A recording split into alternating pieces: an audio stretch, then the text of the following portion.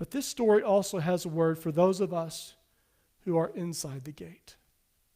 Because being the gatekeeper feels powerful. I get to decide who belongs. I get to decide what is orthodox. I get to decide what is acceptable. I get to decide which people threaten our values.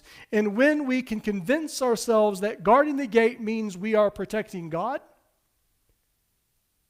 but eventually something happens. The gate we constructed to keep somebody else out becomes the gate that keeps us in.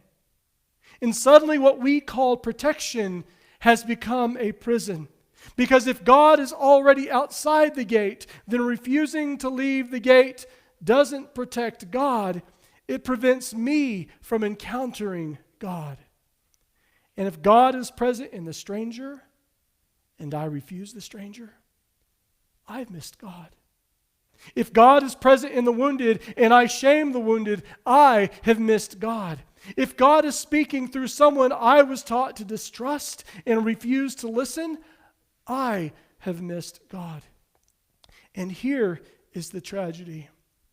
We can spend our whole lives defending God from the very people with whom God is trying to set us free. Maybe that is what is happening in this story. The disciples say, "Send her away." But Jesus stays in the encounter. He listens. She speaks. Something opens. And Jesus says, "Woman, great is your faith." Her daughter is healed. And the gate does not get the final word. So I want to say something especially to our youth and young people that are here today.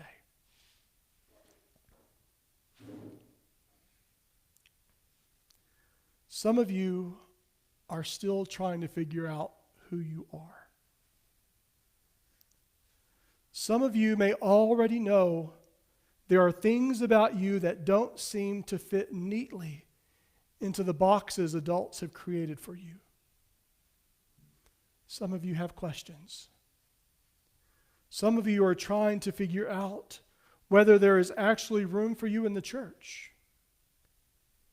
Hear me clearly.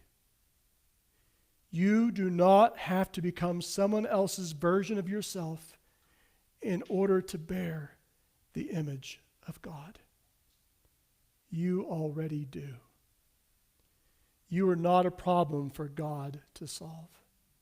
You are not standing outside God's mercy waiting for somebody religious enough to let you in.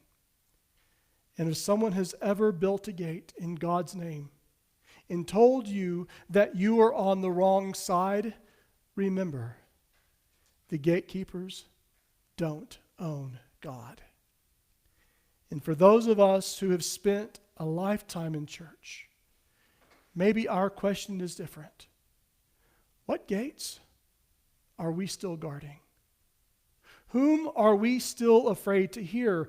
Where have we mistaken scarcity for faithfulness? And what would happen if we finally opened the gate?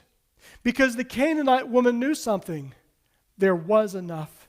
Enough bread, enough healing, enough mercy, enough grace, enough room, enough God. There has always been enough. So perhaps salvation is not always about finally getting through the gate.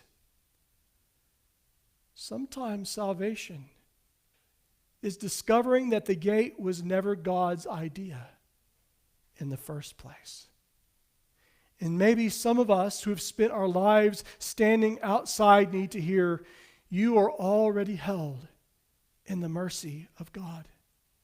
And maybe some of us who've spent our lives guarding the entrance need to hear, unlock the gate.